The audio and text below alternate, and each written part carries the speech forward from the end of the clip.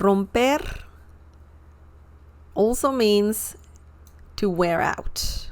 When something is so old that is all worn out, you need to buy a new pair of shoes, new, shirt, coat, anything that can wear out, So you can use the verb romper for that situation. For example, mis zapatos se rompieron de tanto usarlos.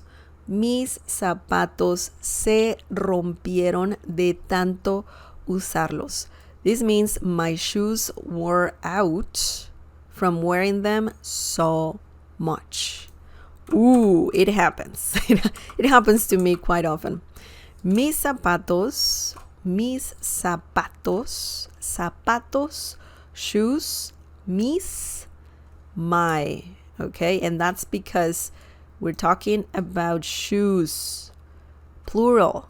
That's why you don't say mis zapatos. You need to say mis zapatos. This is plural and this as well. So keep that in mind. My shoes. Se, we have the reflexive pronoun here. Rompieron. Okay. Were out. De, from. De can mean off as well. It can also mean from. Tanto. Usarlos. Okay, let's just talk about this. Tanto usarlos. Usarlos means wearing them. Usarlos. Okay. Tanto means so much. So much. So much. So you're talking about shoes. Los can be a pronoun as well. And it means them or you, plural. Okay. Usar is a verb that means to use and also to wear. Okay. So usar is a great verb that has some meanings for sure. To use, to wear, to be worn, to be in fashion in some situations. But the most basic meaning, to use and to wear. Okay, so mis zapatos se rompieron de tanto usarlos. My shoes wore out from wearing them so much. Usar, wearing, los, them. Usarlos, wearing them. Okay, so we have here romper. Okay, and in this situation it means to wear out. To wear out, just like that. And romper means to wear out as well. Excellent. Now, last example. Let's talk about that one. Let's look at it and let's see how it works. Oops. Tengo que comprar una silla. Tengo que comprar una silla. Una silla de computadora nueva. Esta se está rompiendo. Tengo que comprar una silla de computadora nueva. Esta se está rompiendo. This means I have to buy a new computer chair. This one is wearing out. Okay?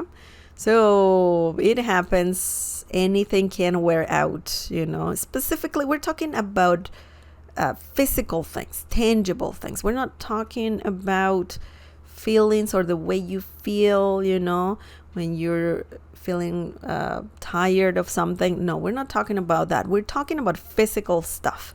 Shoes, computer chairs, anything, phones, headphones, computers, anything you can, cars even.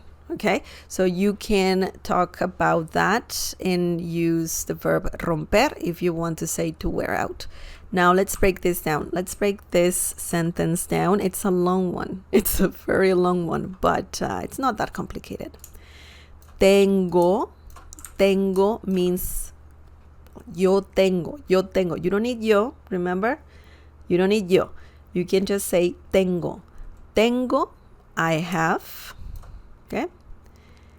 Que, when you say tengo que, that you're adding more to the sentence. Okay? Tengo que ... I have to do something. What is it? Comprar. Comprar is a verb that means to buy. Okay? When you say tengo que and you add a verb right after, you leave that verb in the infinitive way, the infinitive form. So you do not conjugate it. Tengo que comer. I have to eat. Tengo que comprar. I have to buy. Tengo que cocinar. I have to cook. Tengo que salir. I have to go out. Okay? Just keep that in mind. Una silla. Una means a. Feminine and singular. Why? Because we're talking about a chair. And la silla, chair, is a noun, a feminine one. So that's why you need una. La silla, una silla. Okay? A silla means chair, by the way. De computadora, silla de computadora, that whole term means computer chair. Sorry. Computer chair, okay? La silla de computadora, the computer chair, or just computer chair. Nueva, when you want to add this, when you want to say new computer chair, you place new right after computer chair. So technically you're saying computer chair new. Doesn't make sense in English, but that's how it works in Spanish. Silla, una silla de computadora nueva, a new computer chair. Okay? By the way, computadora, that term is used in Latin America. So if you want to say computadora, computer, in Spain, you will have to say ordenador. Now, I don't know if there is a term. Sorry, ordenador. Una silla de ordenador nueva. I don't know if it's the same thing in Spain, computer chair, silla de ordenador. I don't know, it doesn't ring a bell. But I just wanted to let you know that ordenador in Spain is called, computer in Spain is called ordenador. Okay, so let me Google it really easy, like fast, quickly. Silla de ordenador. Let's see if it's a common thing. Silla de escritorio. Silla de ordenador. It seems to be a term. Yeah, okay. Sillas de escritorio, that's another term. Silla de escritorio. Escritorio means desk. Okay, so I'm just gonna remove this. Una silla de escritorio nueva, similar to saying desk chair, but I just wanted to let you know that. Seems to be that silla de ordenador is also a term, a valid term. Okay. Anyways, okay, silla de computadora nueva. A new computer chair. That's what we had, right? Now, the second part. Esta without the accent mark means this or this one. Okay? esta naranja, this orange, esta manzana, this apple. And if you just say esta, can also mean this one. Okay? Se, se está.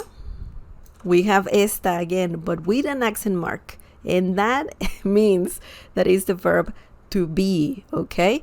So you're saying esta se está. This one is rompiendo, wearing out.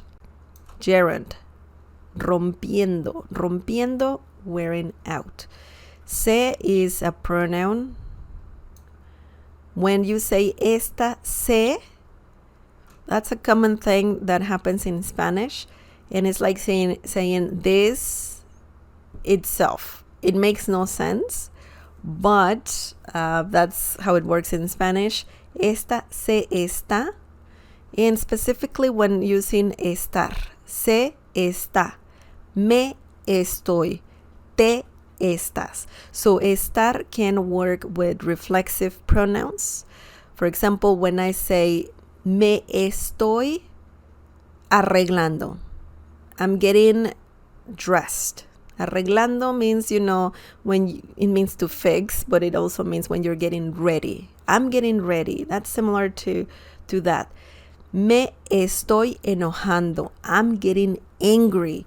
Te estás enojando. You're getting angry, okay? So estar works with reflexive pronouns. And in this situation, we're talking about the chair. So esta se está. Esta se está. There's a subtle difference of pronunciation with esta and está. Esta means this. Está means is. Okay? So just keep that in mind. Man. Reflexive pronouns, huh? I can tell that some people have struggled with that, using reflexive pronouns.